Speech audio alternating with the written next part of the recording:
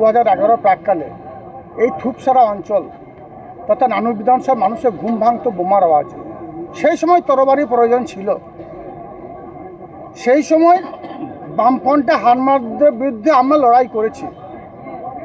আমরা নানুর বিধানসভার যারা মামাটি মানুষের সৈনিক তাদের বাড়ির ভিতর থেকে ডেকে নিয়ে এসে নিষ্ঠুরভাবে নির্মমভাবে চোখের সামনে হত্যা করেছে। এমনকি আমার ভাইকে আমার দাদাকে আমাকে দাঁড় করিয়ে হত্যা করা হয়েছিল। সেই সময় তরবারি প্রয়োজন ছিল, কিন্তু মাননীয় মুখ্যমন্ত্রী মাননীয় মমতা বন্দ্যোপাধ্যায় সরকার প্রতিষ্ঠিত হওয়ার পরে তিনি বাংলায় যে উন্নয়নের জোয়ার বইয়েছেন, এখন এই ধরনের কোনো কিছু প্রয়োজন আছে বলে মনে করি না। কিন্তু এটা প্রতীক হিসাবে কাজ করবে। যদি আমরা জানি, আপনারাও জানেন, বর্তমানে বিজেপি সরকার যারা নিজেদেরকে বাংলায় দ্বিতীয় স্থানে রেখেছে, আগামী দিনে বামফ্রন্টের মধ্যে শূন্য স্থানে যাবে।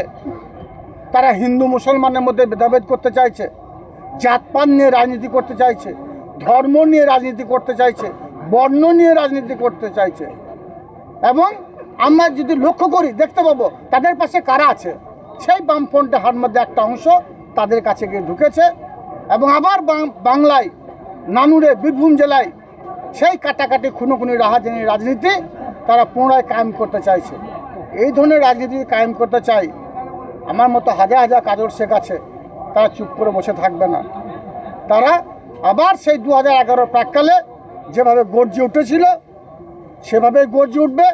মাননীয় মুখ্যমন্ত্রী মাননীয় মমতা বন্দ্যোপাধ্যায় এবং অভিষেক বন্দ্যোপাধ্যায়ের নেতৃত্বে তারা যে নির্দেশ দেবে সেই নির্দেশ অনুযায়ী আমরা চলব। কিন্তু ভেদাভেদ যদি করতে আসে, বর্ণ নিয়ে ধর্ম নিয়ে রাজনীতি করতে আসে, আমরা চুপ করে বসে থাকবো।